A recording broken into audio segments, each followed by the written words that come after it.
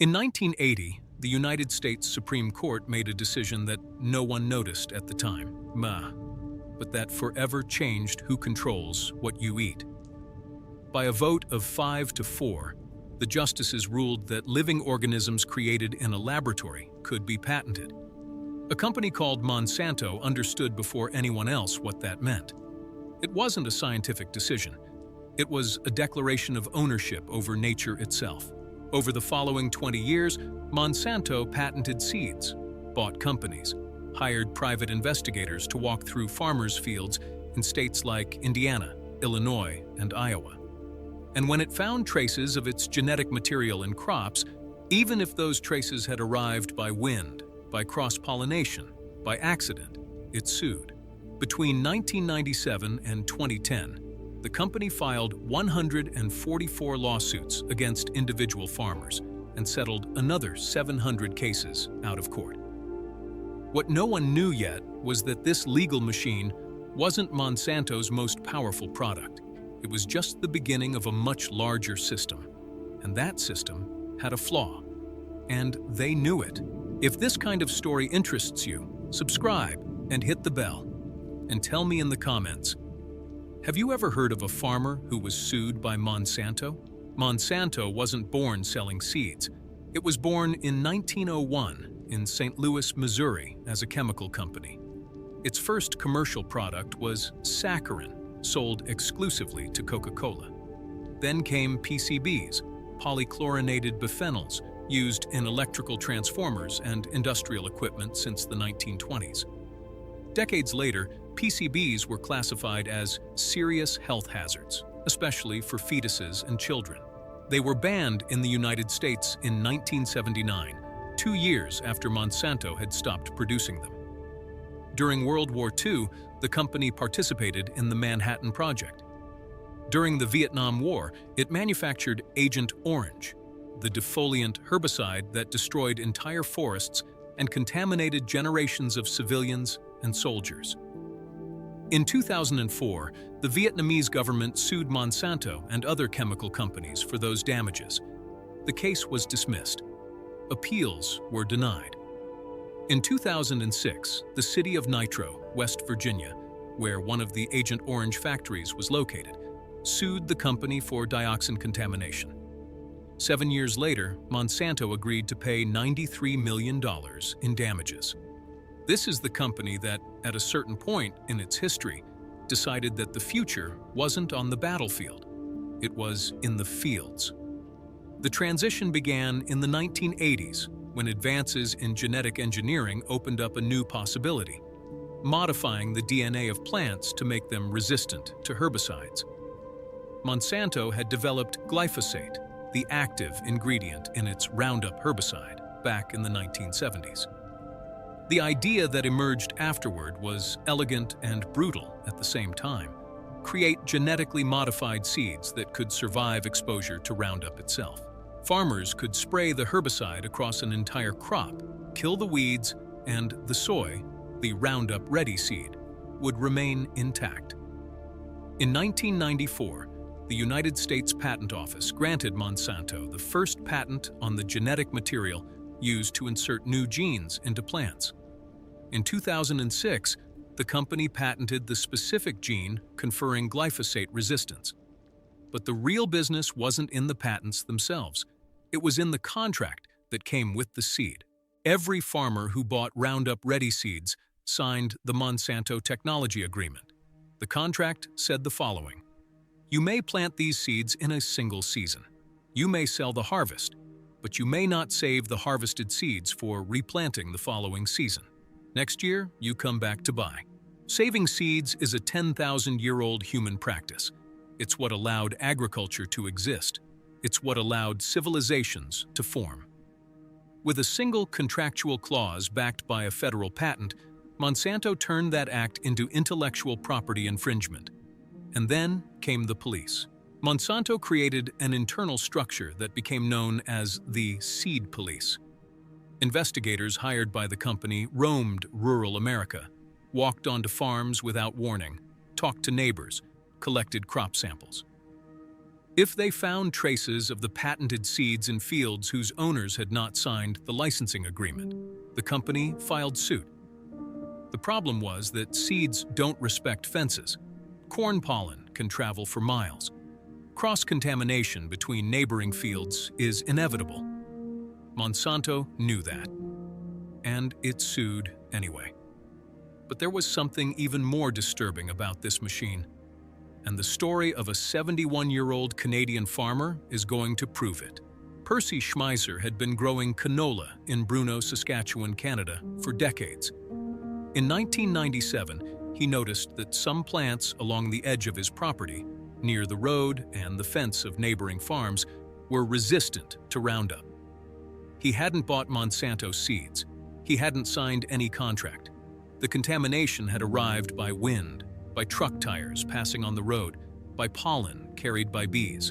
In 1998, Monsanto learned of the situation and asked Schmeiser to sign a retroactive licensing agreement. He refused. The company then filed suit against him in Canadian federal court on August 6, 1998.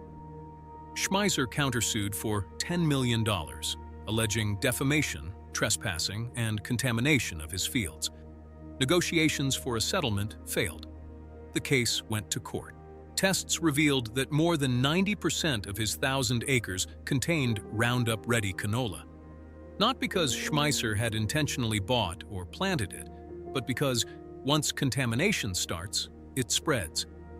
The trial court ruled against Schmeiser. The Court of Appeals upheld the decision. In 2004, the Supreme Court of Canada reviewed the case and decided, by a vote of 5-4, that Schmeiser had infringed on Monsanto's patent because intentionally cultivating the contaminated plants constituted use of the patented technology. Schmeiser's only victory was that, by a vote of 9-0, the court ruled that he owed the company no financial damages, since he had received no economic benefit from the technology. But the principle had been established. A private company could sue a farmer for contamination that the company itself had caused. The Schmeiser case became famous. What most people don't know is that while it was working its way through the courts, another 144 lawsuits were underway in the United States alone. Vernon Bowman was 75 years old and had been growing soybeans in Indiana for decades.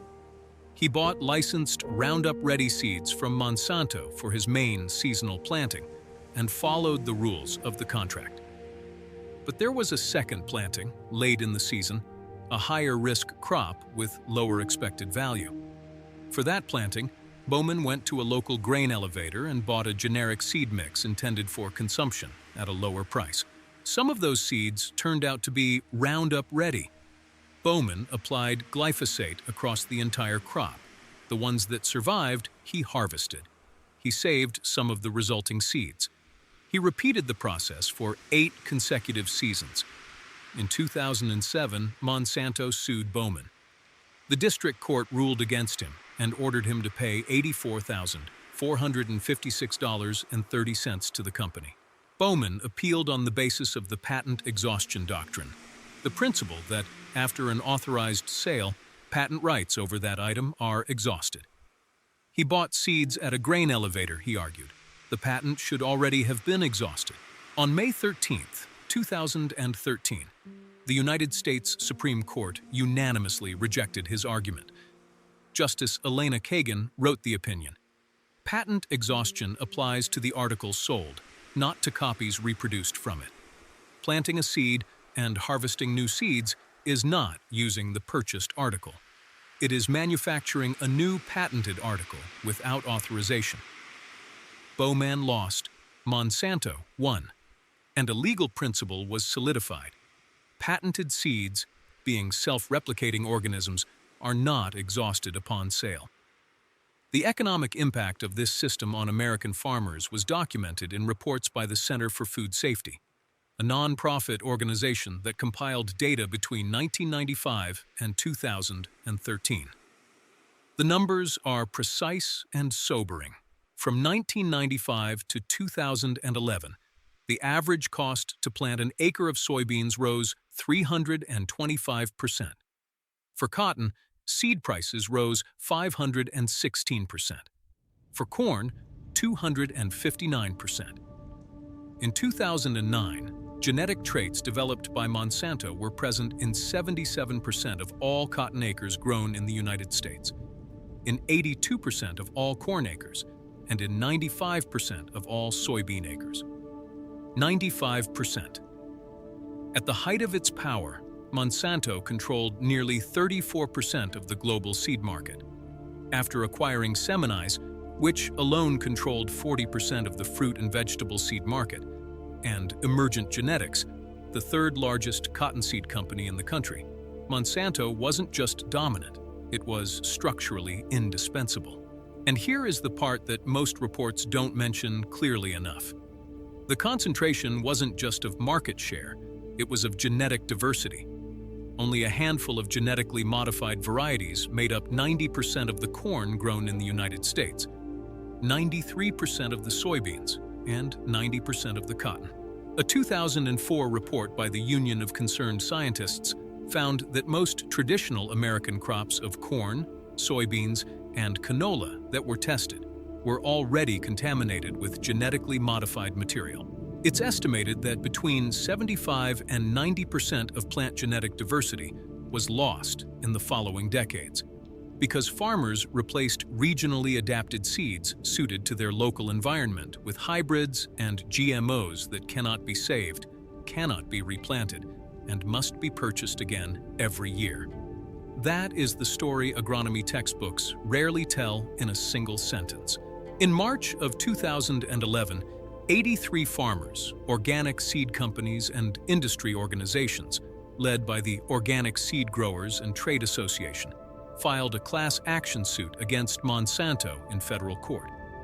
The goal was preventive, to ask the court to declare that these farmers could not be sued by the company if their fields were accidentally contaminated with patented genetic material.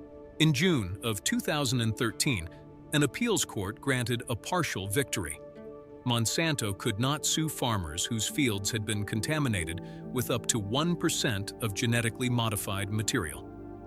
Daniel Ravitcher, lead attorney for the plaintiffs, stated at the time, "For farmers contaminated with more than 1%, perhaps the day will come to address whether Monsanto's patents can be enforced against them." In January of 2014, the Supreme Court dismissed the case without ruling on the merits. While these legal battles were unfolding in the United States, India was living a different crisis. Bt cotton seeds, genetically modified to produce a natural insecticide, entered the Indian market in 2002 with promises of bigger harvests and bigger profits. Many farmers in the Vidarbha and Andhra Pradesh regions, already in debt from the modernization of agriculture, were persuaded to adopt the technology. The problem was that most of these farmers had no access to bank credit. They turned to moneylenders who charged 7% interest and required the farm as collateral for loans that covered the cost of the seeds, equivalent to $18 American. When the harvest didn't yield enough to pay the debts, the cycle began again. And when there was no way out left, some ended everything. Farmer suicides in India began rising in 1997. The arrival of B2 seeds in 2002 did not reverse the trend. It kept climbing. At the peak of the crisis, one farmer was taking his own life in India every 30 minutes. The direct causal relationship between Monsanto's seeds and these suicides is disputed by researchers. What is not disputed is that the model of dependency created by patented seed agriculture, where the farmer cannot save, cannot replant, and must buy again every year at prices that rise every year, created a debt trap for populations that had no financial structure to absorb the risk. But there was yet another layer to this system. Monsanto didn't just sue farmers, it sued those who helped them. In 2008, the company filed suit against Morris Parr, a seed cleaner in Indiana. The work of a seed cleaner is simple and ancient. He helps farmers separate, clean, and store seeds from their own harvest for the next planting. Monsanto sued Bayer for aiding and abetting farmers in illegally saving seeds. The message was clear. Anyone who supported the age-old practice of seed saving was subject to legal consequences. And while all of this was happening, the company was making an even more calculated move in the political arena. In 2013, the United States Congress inserted into the federal funding bill a clause technically known as the Farmer Assurance Provision. The press dubbed it the Monsanto Protection Act. The language effectively barred federal courts from halting the sale or planting of genetically modified crops, even if new evidence of health risks emerged. President Barack Obama signed it into law. That same year, Monsanto and major food industry corporations spent $46 million to defeat a ballot initiative in California that would have required mandatory labeling of foods containing GMOs. The initiative failed. In Vermont, when state legislators tried to pass a labeling law with support from more than 90% of the population, a legal representative connected to Monsanto threatened to sue the state. The legislators backed down. At the same time, the company was facing a different crisis in the courts. Not about seeds, but about cancer. Dwayne Lee Johnson worked as a groundskeeper for a school district in California. He regularly applied Roundup to the outdoor areas of schools. In 2016, he was diagnosed with non-Hodgkin's lymphoma. He sued Monsanto, alleging that the company knew about the risks of glyphosate and failed to adequately disclose them. In August of 2018, a San Francisco jury decided in his favor and ordered Monsanto to pay $289 million, including $250 million in punitive damages. The judge later reduced the amount. In June of 2020, the appeals court upheld the ruling and set the total at $21,500,000. But the precedent had been set. Other cases followed: Edwin Hardeman, Alva, and Alberta Pilliod. In March of 2025, a jury in Georgia ordered Bayer, which acquired Monsanto for $63 billion in 2018, to pay $2,100 million to a man who developed non-Hodgkin's lymphoma after exposure to Roundup. In June of 2026, the United States Supreme Court ruled 7-2 that state laws could not override federal labeling requirements established by the EPA, shielding Bayer from a large portion of future litigation. In total, between settlements and financial reserves set aside for future litigation, Bayer has set aside more than 11 billion euros to cover lawsuits related to Roundup. The merger with Monsanto is today widely considered one of the worst corporate decisions in recent history. Today, 4 corporations, Bayer, Corteva, ChemChina, and BASF, control more than 50% of the global seed market. The consolidation process that Monsanto began throughout the 90s and 2000s is complete. The market is no longer plural. It is oligopolized, with extremely high barriers to entry, protected by a patent system that makes it practically impossible for new competitors to enter without licensing technology from the very companies that dominate it. And farmers, the same people who feed the world, live in a system where saving a seed can be a crime. There is an irony at the center of this entire story that is worth stating with precision. The 1980 judicial ruling that allowed living organisms to be patented was grounded in an argument about innovation. The logic was, if companies can protect their biological inventions through patents, they will have an incentive to invest in research and development.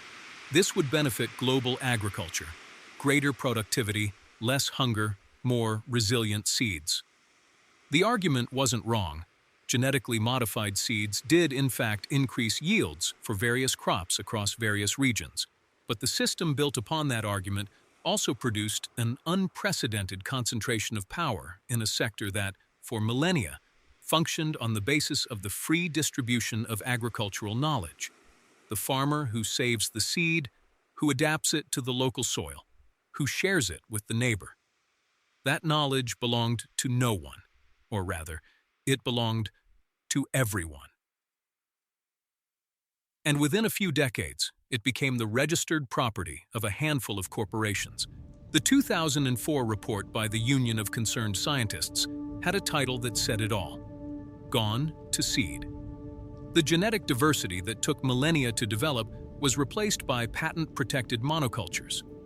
When a pest evolves to resist a genetically modified trait, and this has already happened with the corn rootworm, which became resistant to Monsanto's genes within just a few years, farmers discover they paid for a feature that no longer works. And they still have to buy the seeds from the same company. That is the system. It's not a conspiracy. It's a corporate logic applied with absolute consistency for decades. Every generation believes that power is where you can see it, in parliaments, in constitutions, in votes. But the power that shapes the daily lives of billions of people is frequently somewhere else. It's in the contracts no one reads all the way through, in the patents no one challenges, in deals made in hallways that never make the headlines.